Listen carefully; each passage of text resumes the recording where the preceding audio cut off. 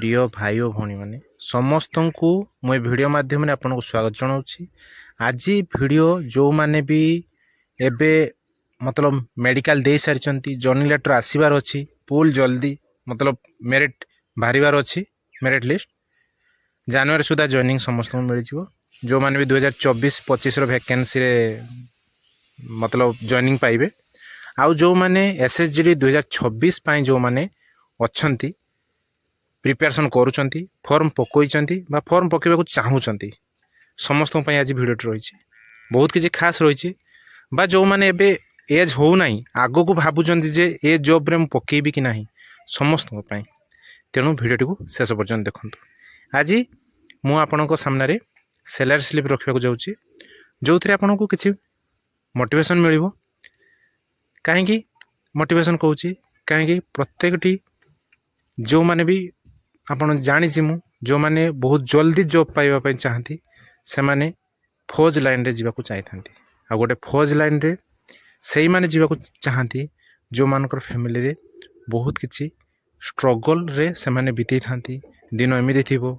जो दिन मतलब पेट भोकर रही 10 टଙ୍କା खर्च करने पकेट रे नथिबो बुझिपाले समस्त पाखे हाथ पतेबार मतलब टाइम आसी सेमती सिचुएशन आसी बहुत किसी स्ट्रगल लाइफ रे करें सेमती घर रही थे सेमती सिचुएशन पड़ी थे किंतु जॉब पाइला परे आपण जदि परिश्रम करेंगे ठीक ठाक निहाती गोटे वर्ष भितर आपण हाथ में जॉइनिंग लेटर पहुँचीज आपण को भी एमती सैलरी स्लिप आपंकर आसीज जहाँफल आपण जोटी चाहिए निजे को निजे से पैसा को खर्च करें फैमिली पिछले खर्च करें बुझिपारे तेणु सबकि आप लाइफ स्टाइल सबकि चेंज हो बहुत किसी फाइनेंशियली प्रोब्लेम रे आपण जो अच्छा सबकि हटिजी गोटे वर्ष किंतु आपन कष्ट करने पड़ो मात्र 3 मास तेणु 3 मास धरी आपण पूरा मन दे पाठ पढ़तु फिजिकाल किसी लगे दरकार नहीं प्रथम 170 हाइट अच्छी पुओ पिला झील पिला 157+ हाइट अच्छी जदि एससी एसटी सॉरी एसटी होती एससी रे कौन रिलैक्सेशन ना एसटी रे कहूँ हाइट रे रिलैक्सेशन केवल एसटी होती 162.5 पुअर पिला झील पिला 150+ अच्छा ताले किसी भाव चिंता नहीं पाठ लगी पड़तु तापर रहा पुओ पिला कथा कहबी चेस्ट देखूँ 80 सेंटीमीटर कम अच्छी डिप्स मारतु रेगुलारली एबेठू जदि चेस्ट ठीक ठाक अच्छी 80 रु एभव ताले किसी ना नॉर्मली एमती 20-25 डे पर डे एमती मारतु नॉर्मली जदि चेस्ट कम अच्छी पर डे 20-20 करके 100 मारतु निश्चित भाव गोटे मास भितर चेस्ट रो बहुत किसी परिवर्तन आसो एटा किसी भाविबा नहीं चेस्ट तो बढ़िया निज हाथ कथा हाइट भली नुहे तापर रहा पाठ मन दे पढ़तु ओनली पाठ ही जी आपन को मतलब 99% सियोर कर दिए जॉब जोटा प्रथम मेरिट लिस्ट फास्ट जो फिजिकल मेरिट लिस्ट आप बहुत भल मार्क थी बहुत कम कटअप रु जाइए कटअप टू आपको बहुत भल मार्क थी ताल सियोर हो आपंकर 99% जॉब आ मेडिकल मुझे किसी वीडियो नहीं आसबि जो वीडियो आप मोटामोटी भाव कहीदेवी जो जो पॉइंट आप देखने जो पॉइंट आपंकर किसी प्रोब्लेम जो नथिबो आपण सियोरिटी होइजिबे आपण मेडिकल पूरा 100% पास हे किसी भाबार नहीं तेणु गोटे जिनस हूँ फिजिकाली भी आप जानते रेजल्ट पर निहाती बहुत टाइम मिलता है फिजिकाल किंतु जदि फिजिकाल आप केभी भी अटेंड करना प्रैक्टिस करना तो 15-20 दिन लगे जदि प्रैक्टिस करुले आगु एवं बंद कर दूसरी ताहले 8-10 दिन लगे फिजिकाल रिकवर आसो आराम से फिजिकाल पास करेंगे कौन सी असुविधा नहीं तेणु एवं आप मन दे पाठ पढ़तु जमीती कम से कम बहुत भल मार्क रखिए पोस्ट भी भल हम लाइफ रे केबे प्रॉब्लम रे फसबे नहीं सबकि ठीक ठाक रही देखो मु एसएसबी रे अच्छी आज आपण सामने मु सैलरी स्लिप रखी दूसरी चैनल जहाँ भल लगे सब्सक्राइब करूँ भल लगुनि स्किप करदे पढ़ातु सब्सक्राइब करने दरकार नहीं जो सब्सक्राइब कर अनसब्सक्राइब करदे पारती सेमती किसी ना बुझे मो चैनल रे जो यूट्यूब करी किसी पैसा कमाई करें के पैसा कमाइबार था चैनल को आप देखिपे फास्ट वीडियो देखी जातु आज पर्यटन देखी जातु मुझ जॉब भी पाइलिनी आज 4 वर्ष मतलब 3 वर्ष प्लस हो गलानी 4 पड़ानी तेणु से दिन जब मुझे भिडियो कंटिन्यूअसली पकई गोटे जॉब पर्सन मुझे जानी मो ग्रो करके मुझे ए पैसा इनकम कर पारती कि पैसा इनकम करने लक्ष्य नुहे मु जोटा इंपोर्टाट लगे सोशल मीडिया सामने मु आपन सामने जो भाई भौणी मानक हेल्प मिल से भिडियो बनई दे था आज सेमती भिडियो नहीं आसी आपन बनाऊँगी ए भिडियो देखिए बहुत जन को बहुत किसी शिखा मिल देखूँ मुझे अजथा लेट करी आप सामने नहीं आसुच्ची सैलरी स्लिप जे ये देखो लेटेस्ट सैलरी स्लिप आपंकर नवेम्बर 2025 सैलरी स्लिप जोटा कि नवेम्बर 30 रे सैलरी मिलता जोटा कि डिसेम्बर मास ए चली तेणु ये सबुठ लेटेस्ट आपको रोचे देखो मुझे आप सामने देखा जो पे स्केल रही पे स्केल आप देखा जोड़ा एवं चलती 24,500 बुझिपारे बुझे जोड़ा मोर बेसिक पे स्टार्ट हो 21,700 रु 69,100 ये रोचे 7th पे कमिशन आगू 8th पे आसूँ 7th पे आ 8th पे भर केते अंतर पांतर हम ता मुझे कहि किंतु ए भिडियो कहबी गोटे निर्दिष्ट भिडियो नहीं आसबि आपड़ विधि में कहबी एबे देखंतु जो डीए अच्छी आप जानते डीए हूँ 58% अच्छी एवं चलती 58% मतलब बेसिक पे जो थाए बेसिक पे प्रत्येक वर्ष 3% इंक्रीमेंट थोड़े होता है कहार जनवरी इंक्रीमेंट लगी थाए कहार जुलाई लगी थाए किंतु वर्ष को थोड़े हम बुझिपारे जमती ये जनवरी अच्छी कहार जुलाई लगी थाए जुलाई को जुलाई इंक्रीमेंट ओनली होता है जो बेसिक पे इंक्रीमेंट होता है सी हूँ ओनली 7% होता है जोटा 24,500 रु पुणी जो गोटे वर्ष पर से मोर 25,200 हम बुझिपारे 3% इंक्रीमेंट लगे तो से भाया आपन को जो बेसिक पे थरे है कि डीए कौन हुए वर्ष को 2 थर गोटे हूँ जनवरी आ गोटे जुलाई रे आपनकर इंक्रीमेंट हुए जोटा कि जो जून रे 3 ରୁ 4% जुलाई रे सेमती 3 ରୁ 4% केबे केबे 2% भी जाए केबे केबे 5-7% पड़ाए सेटा हूँ शेयर मार्केट बा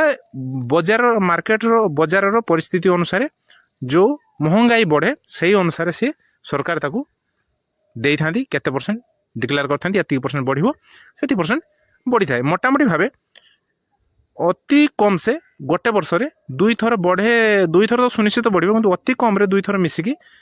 5 ରୁ 6% तो निहाती मिल जाए 5% बहुत कम बार मिली किंतु 6% रू एभव मिली 6% मु तो निजे 8% 10% जा गोटे वर्ष रे इंक्रीमेंट जो डीए रे पाई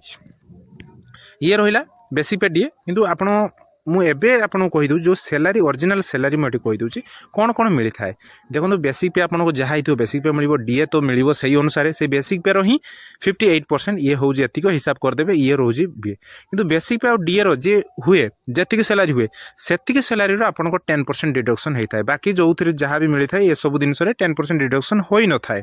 ओनली कौन होता है ना आपन को 10% डिडक्शन कौन होता है ना बेसिक पे और डीए रो मोटामोटी भाव बेसिक पे डीए को जी मिस दिखाँ जी हम निहाती 38,710 टଙ୍କା होची से 38,71 टଙ୍କା मोर एनपीएस रे कटि बुझिपारे ता बदे मोर जो मिली सैलरी देखंतु एटी एचआरए